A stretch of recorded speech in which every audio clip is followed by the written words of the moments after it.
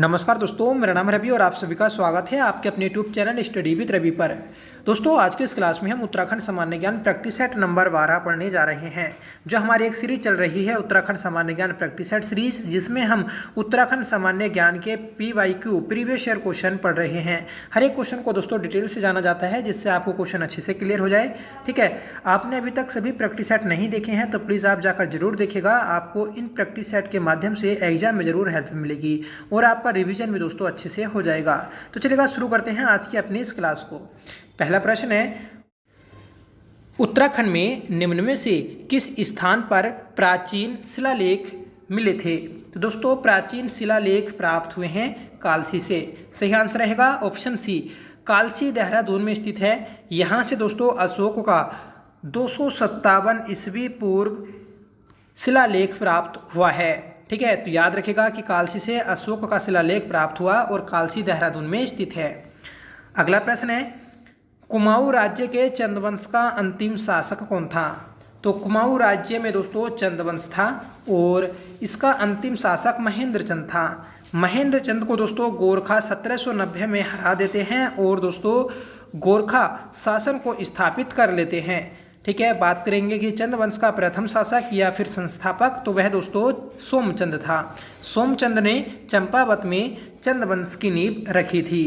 अगला प्रश्न है, गूंठ भूमि का अर्थ है? तो गूंठ भूमि वह भूमि होती है जो मंदिरों को दान दी जाती है। सही आंसर रहेगा ऑप्शन ए। फ्रेंड्स, सर्वप्रथम चंद शासक बाज बहादुर चंद ने 1673 में गूंठ भूमि दान दी थी। ठीक है, और बाज बहादुर चंद दोस्तों एक ऐसा राजा था जो चरवाहे से राजा बना था। ठीक है, वेरी इंपॉर्टेंट क्वेश्चन है। सीधा पूछा जाता है कि चंदवंश का वह एकमात्र शासक कौन था जो चरवाहे से राजा बना था? तो वह दोस्तों बाज बहादुर चंद था। बाज बहादुर चंद को दोस्तों बहादुर या जमींदार की जो उपाधि दी तो वह शाहजहां ने दी थी, क्योंकि बाज बहादुर चंद मुगल काल में शाहजहां का समकालीन था।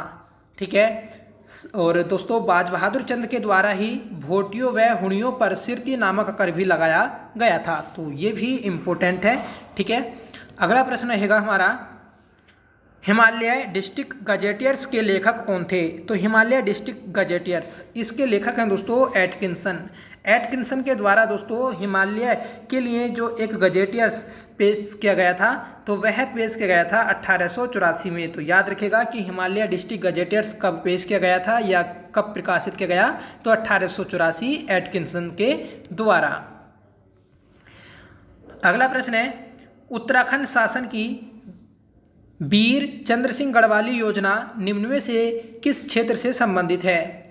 तो दोस्तों वीर चंद्र सिंह गढ़वाली योजना ये दोस्तों पर्यटन से संबंधित है। सही आंसर रहेगा ऑप्शन बी। इसे दोस्तों 1 जून 2002 में शुरू किया गया था। ठीक है, और दोस्तों पर्यटन को बढ़ावा देने के लिए इस योजना को शुरू किया गया था।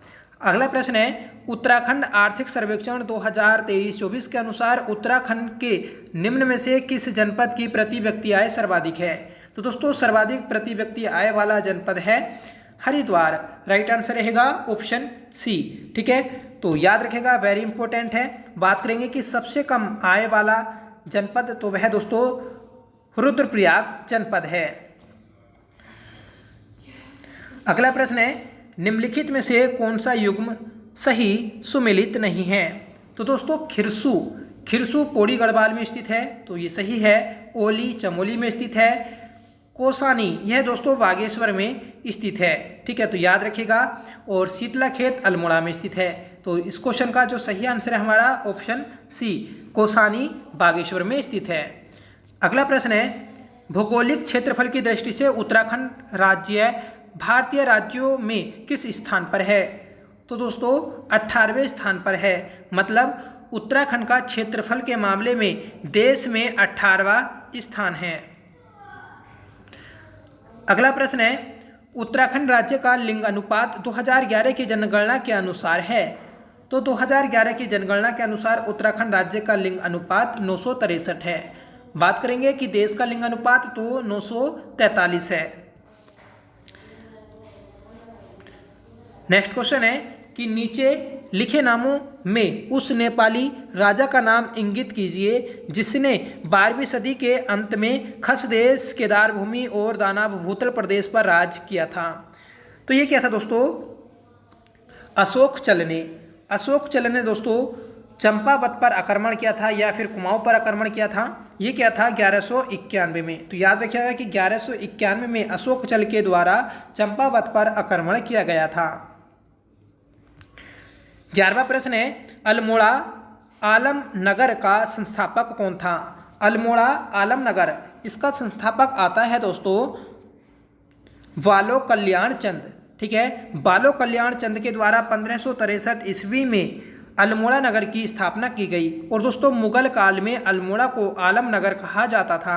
सीधा क्वेश्चन पूछा जाता है कि मुगलों के प्रभाव के कारण आलमनगर किसका नाम पड़ा? तो ये पड़ा था दोस्तों अल्मोड़ा का नाम।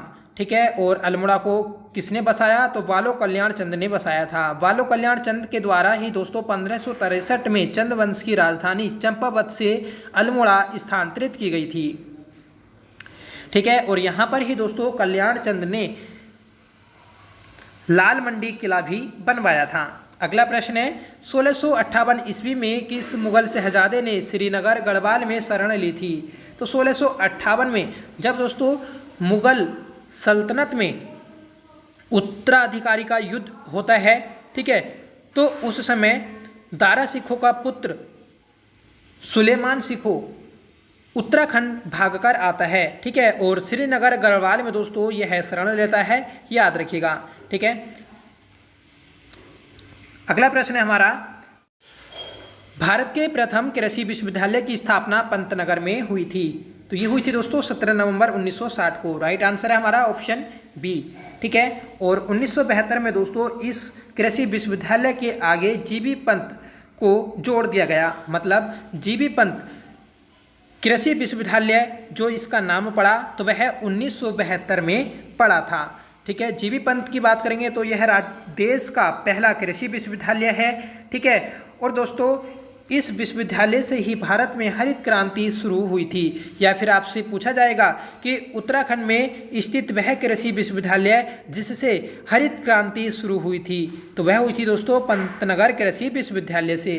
ठीक है, और दोस्तों इस कृषि विश्वविद्यालय के पहले जो कुलपति थे तो वह एंथोनी पार्कर स्टीवेंसन थे। अगला प्रश्न है, उत्तराखंड राज्य के अस्तित्व में आने के बाद प्रथम बार राष्ट्रपति शासन कब लगाया गया? तो उत्तराखंड में दोस्तों जो राष्ट्रपति शासन या फिर राज्यपाल शासन जो लगा तो वह 27 मार्च 2016 को लगा था और यह 12 मई तक रहा था। ठीक है, बोला जाता है दोस्तों यह 46 दिन का शासन रहा था। ठीक है, तो याद रखिएगा कि 2016 में उत्तराखंड में राष्ट्रपति शासन लागू हुआ था। ठीक है, 27 मार्च से 12 मई तक। अगला प्रश्न है, निम्न में से ब्रिटिश कुमाऊं के किस कमिश्नर ने पुलिस व्यवस्था के स्थान पर सामान्य प्रशासन के लिए पटवारी व्यवस्था लागू की थी? तो दोस्तों उत्तराखंड के पर्वतीय क्षेत्रों में पटवारी व्यवस्था को लागू किया गया था। ठीक है, ये किया गया था दोस्तों ट्रेल के द्वारा दोस्तों 1819 में कुमाऊं में 9 पटवारियों की नियुक्ति की गई थी। ठीक है, सीधा पूछा जाता है कि उत्तराखंड में पटवारियों की नियुक्ति करने वाला कमिश्नर कौन था? तो कमिश्नर ट्रेल, जो कि दूसरा कमिश्नर था और वास्तविक कमिश्नर। अगला प्रश्न है हमारा, उत्तराखंड की विधानसभा में अनुसूचित जाति के प्रत्याशियों के लिए कितने स्थान आरक्षित रखे जाते हैं? तो जो प्रत्याशी होते हैं दोस्तों उत्तराखंड विधानसभा में अनुसूचित जाति के, तो उनके लिए 13 स्थान रिक्त रखे जाते हैं या फिर आरक्षित रखे जाते हैं। उत्तराखंड में विधानसभा की सीटें हैं 70, जिसमें से 15 सीटें आरक्षित हैं। 13 सीटें दोस्तों एससी के लिए, 2 सीटें एसटी के लिए।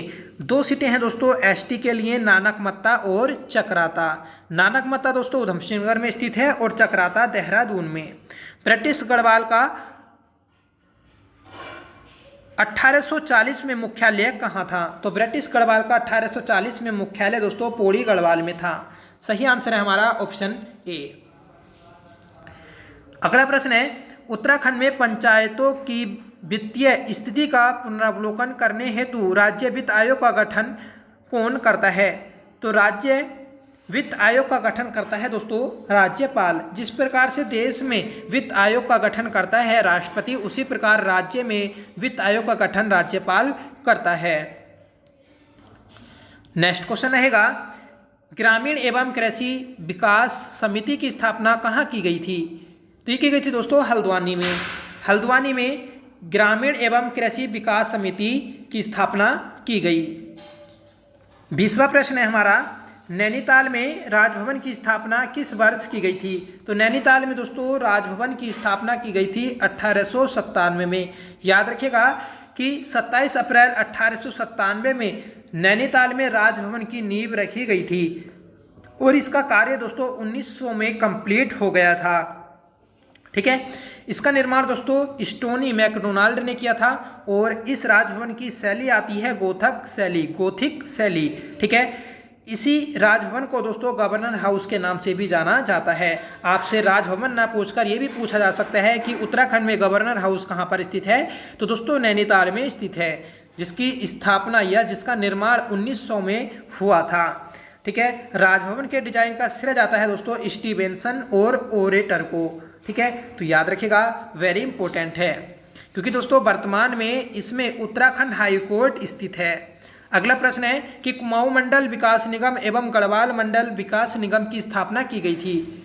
तो कुमाऊं मंडल विकास निगम और गढ़वाल मंडल विकास निगम ये दोनों दोस्तों एक साथ ही बनाए गए 31 मार्च 1976 को। सही आंसर है ऑप्शन सी। 22वां प्रश्न है कि 2011 की जनगणना के अनुसार उत्तराखंड राज्य की कुल जनसंख्या में अनुसूचित जाति का प्रतिशत है। तो 2011 की जनगणना के अनुसार उत्तराखंड की जनगणना में 18.76% अनुसूचित जाति का प्रतिशत है। सही आंसर रहेगा ऑप्शन बी। नेक्स्ट क्वेश्चन रहेगा कि चिपको आंदोलन कहाँ से शुरू हुआ? तो चिपको आंदोलन यह शुरू हुआ था दोस्तों चमोली से। ठीक है, तो सही आंसर है ऑप्शन बी। बात करेंगे चिपको आंदोलन की, तो ये 15 मार्च 1974 को शुरू हुआ था। इसका नेतृत्व किया था गोरा देवी ने। गोरा देवी दोस्तों जाड़ भोटिया थी, आप याद रखिएगा। सीधा क्वेश्चन बनता है कि गोरा देवी किस समुदाय की थी? तो यह दोस्तों जाड़ भोटिया समुदाय की थी। ठीक है, और ये जो शुरू हुआ था तो गोपेश्वर चमोली से शुरू हुआ था। चमोली में दोस्तों एक गांव है रेणी गांव, और गोरा देवी रेणी गांव की रहने वाली थी। वहीं से दोस्तों चिपको आंदोलन शुरू किया गया था। ठीक है, और चिपको आंदोलन को विश्व प्रसिद्धि या फिर पूरे भारत में ठीक है जो फेमस किया या फैलाया तो वह सुंदरलाल बहुगुणा के द्वारा फैलाया गया था। ठीक है, ये भी क्वेश्चन पूछा जाता है। ठीक है, और फ्रेंड्स चिपको आंदोलन में किन वृक्षों की कटाई पर रोक लगाने के लिए विरोध किया गया? तो अंगू के वृक्ष की कटाई करने पर विरोध किया गया था। अगला प्रश्न है, उत्तराखंड में सर्वाधिक एवं न्यूनतम जनसंख्या 2011 जनगणना वाले जनपद हैं। मतलब उत्तराखंड राज्य में सर्वाधिक जनसंख्या और न्यूनतम जनसंख्या वाले जनपद हरिद्वार व रुद्रप्रयाग हैं। हरिद्वार में सर्वाधिक जनसंख्या है, जबकि रुद्रप्रयाग में सबसे कम जनसंख्या है। अगला प्रश्न है, झिरोली व चंडाक में कौन सा खनिज मुख्य रूप से पाया जाता है? झिरोली दोस्तों बागेश्वर में स्थित है और चंडाक पिथौरागढ़ में। यहाँ पर दोस्तों मैग्नेसाइट खनिज मुख्य रूप से पाया जाता है। सही आंसर रहेगा ऑप्शन ए। 26वां प्रश्न है कि सगंध पादप केंद्र CAP उत्तराखंड में किस स्थान पर स्थित है? तो सगंध पादप केंद्र यह सैलाकुई देहरादून में स्थित है। सही आंसर रहेगा ऑप्शन डी। 27वां प्रश्न है कि जनगणना 2011 के अनुसार उत्तराखंड के किस जनपद में महिला साक्षरता अनुपात न्यूनतम थी? तो दोस्तों 2011 की जनगणना के अनुसार उत्तराखंड राज्य में महिलाओं की साक्षरता सबसे कम उत्तरकाशी जनपद में थी। सही आंसर रहेगा ऑप्शन बी। ये जो दोस्तों आज हम ये प्रैक्टिस सेट कर रहे हैं, तो यह उत्तराखंड लोअर PCS का पेपर है। ठीक है, जो लोअर PCS का प्री एग्जाम हुआ था तो उसी से दोस्तों यह क्वेश्चन लिए हुए हैं, और ये पेपर हुआ था 12 दिसंबर 2021 को। ठीक है, तो आप इसे नेट पर भी चेक कर सकते हैं। इसी प्रकार के दोस्तों क्वेश्चन पूछे जाते हैं। जो दोस्तों अभी उत्तराखंड में पीसीएस की भर्ती चल रही है, तो आप उसका फॉर्म जरूर भरिएगा। उससे दोस्तों आपका एक्सपीरियंस और पेपर एक्सपीरियंस का पता चलेगा। ठीक है, तो जरूर इसका फॉर्म भरिएगा।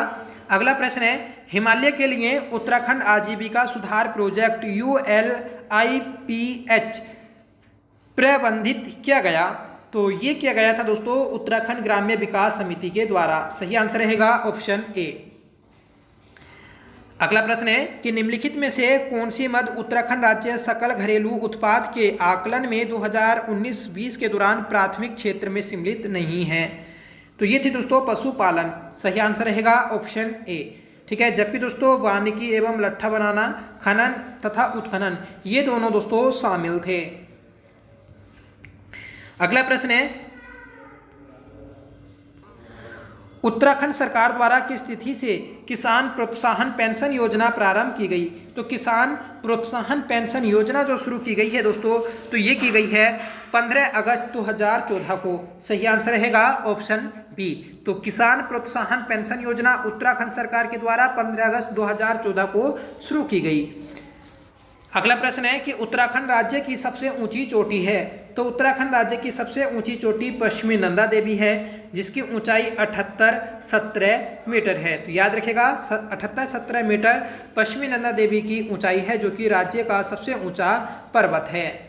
यह दोस्तों चमोली जनपद में स्थित है। अगला प्रश्न रहेगा, उत्तराखंड राज्य में निम्नलिखित में से किस जिले का भौगोलिक क्षेत्रफल सबसे अधिक है। तो ये है दोस्तों उत्तरकाशी का। ठीक है, इन 4 जनपदों में उत्तरकाशी का सर्वाधिक भौगोलिक क्षेत्रफल है 80-16 वर्ग किलोमीटर। ठीक है, 8016 वर्ग किलोमीटर उत्तरकाशी का क्षेत्रफल है। पिथौरागढ़ की बात करें तो इसका क्षेत्रफल दोस्तों 70-90 है। यह दोस्तों कुमाऊं का सबसे बड़ा जनपद है। ठीक है, गढ़ और पूरे उत्तराखंड का सबसे बड़ा जनपद आता है दोस्तों चमोली, जिसका क्षेत्रफल 80-30 वर्ग किलोमीटर है। अगला प्रश्न है, अलकनंदा को कौन सी सहायक नदी कर्णप्रयाग में मिलती है। तो अलकनंदा की सहायक नदी है दोस्तों पिंडर, जिसे कर्णगंगा कहा जाता है। यह कर्णप्रयाग में मिलती है। ठीक है, तो याद रखिएगा कि कर्णप्रयाग में पिंडर और अलकनंदा नदियों का संगम होता है। भागीरथी और अलकनंदा का संगम तो यह दोस्तों देवप्रयाग में होता है। मंदाकिनी और अलकनंदा का संगम तो यह रुद्रप्रयाग में होता है। धौली गंगा का संगम विष्णुप्रयाग में। एक 5वां प्रयाग है दोस्तों नंदाकिनी और अलकनंदा के संगम पर नंद प्रयाग। तो ये 5 प्रयाग हैं, आप याद रखिएगा। बढ़ते हैं अगले प्रश्न की ओर कि 2011 की जनगणना के आधार पर निम्नलिखित जिलों को जनसंख्या के आधार पर आरोही क्रम में लिखिए। ठीक है, तो हमें दोस्तों 2011 की जनगणना के अनुसार इन जनपदों को आरोही क्रम में लगाना है। तो देखिएगा उत्तराखंड में सबसे कम जो जनसंख्या है तो वह रुद्रप्रयाग की। दूसरे नंबर पर आता है दोस्तों बागेश्वर, तीसरे नंबर पर आता है चंपावत और चौथे नंबर पर आता है उत्तरकाशी। ठीक है, तो इस प्रकार से आप याद रखिएगा, इंपॉर्टेंट है। ठीक है, क्योंकि इस प्रकार क्वेश्चन दोस्तों आपके एग्जाम में पूछ ले जाते हैं तो हम कंफ्यूज हो जाते हैं और क्वेश्चन गलत कर लेते हैं। ठीक है, तो आपको इस प्रकार के क्वेश्चन आने चाहिए। अगला प्रश्न है, उत्तराखंड में सर्वाधिक नगरीकृत जिला है। तो उत्तराखंड में सर्वाधिक नगरीकृत जिला है दोस्तों देहरादून, जबकि उत्तराखंड में सर्वाधिक जो नगर हैं तो वह हरिद्वार जनपद में हैं। बात करेंगे उत्तराखंड का सबसे कम नगरीकृत वाला जिला तो वह दोस्तों बागेश्वर है। बागेश्वर में एक ही नगर है, वह भी बागेश्वर। अगला प्रश्न है, उत्तराखंड के जनमानस पर आधारित व्यापक प्रभाव किस संप्रदाय का पड़ा है। तो दोस्तों शैव और सक्त संप्रदाय का प्रभाव पड़ा है। सही आंसर रहेगा ऑप्शन बी। तो उत्तराखंड के जनमानस पर सर्वाधिक जो प्रभाव पड़ा तो वह शैव और सक्त संप्रदाय का पड़ा है।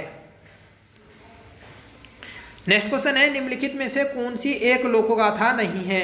तो दोस्तों हारुल एक लोकगाथा नहीं है। जागर, लाडीसा और रमोला यह तीनों दोस्तों लोकगाथाएं हैं। नेक्स्ट क्वेश्चन है कि निम्नलिखित में से किस जनपद में हिल जात्रा लोक नाट्य का आयोजन किया जाता है। तो हिल जात्रा उत्सव यह दोस्तों पश्चिमी नेपाल की देन है और इसे पिथौरागढ़ में मनाया जाता है। पिथौरागढ़ में दोस्तों धान रोपाई के समय हिल जात्रा उत्सव निकाला जाता है और इसमें दोस्तों स्वांग नृत्य किया जाता है, ठीक है, और वाद्य यंत्र बजाए जाते हैं दोस्तों ढोल दमऊ। सीधा क्वेश्चन बनेगा कि हिल जात्रा उत्सव में दोस्तों किन वाद्य यंत्रों का प्रयोग किया जाता है, तो ढोल दमऊ वाद्य यंत्रों का प्रयोग किया जाता है। अगला प्रश्न है, उत्तराखंड में निम्न स्थानों में से कहाँ दुर्योधन और कर्ण की पूजा की जाती है, तो उत्तरकाशी नेटवाड़ा में दोस्तों दुर्योधन और कर्ण की पूजा की जाती है। सही आंसर रहेगा हमारा ऑप्शन सी। 41वां प्रश्न है कि निम्न में से किस जाति की गणना हिमालय की प्रागैतिहासिक जातियों में नहीं की जाती है, तो फ्रेंड्स शक, जो शक प्रजाति है या जाति है, ठीक है, इसकी प्रागैतिहासिक जातियों में गणना नहीं की जाती, जबकि गांधार, यक्ष और किन्नर इन तीनों की जाती है। अगला प्रश्न है कि तालेश्वर ताम्रपत्र में किस राजवंश एवं राजधानी का पता चलता है, तो दोस्तों तालेश्वर ताम्रपत्र से पौरव वंश और उसकी राजधानी ब्रह्मपुर का पता चलता है। सही आंसर रहेगा ऑप्शन वी, ठीक है। तालेश्वर ताम्रपत्र इसकी खोज दोस्तों 1915 में की गई थी वाईके गुप्ते के द्वारा, वाईके गुप्ते, ठीक है, और तालेश्वर ताम्रपत्र यह दोस्तों अल्मोड़ा में स्थित है। दोस्तों आपके हमारी इस प्रैक्टिस सेट सीरीज से अच्छे से रिवीजन और प्रैक्टिस भी हो रही होगी, क्योंकि दोस्तों इसमें कुछ क्वेश्चन आपको नहीं देखने को मिलते हैं और कुछ दोस्तों बेसिक क्वेश्चन होते हैं, ठीक है, पर ये दोस्तों सभी क्वेश्चन PYQ हैं, प्रीवियस ईयर में पूछे गए प्रश्न हैं, ठीक है। तो जो नए दोस्त हैं हमारे उनके लिए दोस्तों ये प्रैक्टिस सेट बहुत ही अच्छी है और जो पुराने हैं उनका रिविजन दोस्तों इस प्रैक्टिस सेट के माध्यम से अच्छे से हो जाएगा। तो प्लीज़ आप हर एक प्रैक्टिस सेट को जरूर देखिएगा, जिससे दोस्तों आपको सभी प्रैक्टिस सेट अच्छे से समझ में आए, ठीक है, और आपका रिवीजन हो सके। आज का आपका होमवर्क रहेगा कि निम्नलिखित में से किस जनपद में हिल जात्रा लोक नाट्य का आयोजन किया जाता है। ये 4 ऑप्शन है दोस्तों, आप कमेंट करके जरूर सही आंसर दीजिएगा। और एक क्वेश्चन और है दोस्तों होमवर्क के लिए कि उत्तराखंड में सर्वाधिक नगरीकृत जिला है, तो इसका भी आंसर दोस्तों आपको कमेंट करके बताना है। साथ में बताइएगा कि आज की क्लास आपको कैसे लगी। आई होप आपको ये पसंद आई होगी। अभी तक आपने हमारे चैनल को सब्सक्राइब नहीं किया है तो प्लीज़ सब्सक्राइब कर लीजिएगा, ठीक है, और बेल आइकन दोस्तों जरूर प्रेस कर लीजिएगा, ठीक है। और आपसे रिक्वेस्ट है कि वीडियो को लाइक करिएगा, दोस्तों में शेयर करिएगा। तो चलिए मिलते हैं नेक्स्ट प्रैक्टिस सेट के साथ, तब तक के लिए bye. Thank you so much for watching. जय हिंद।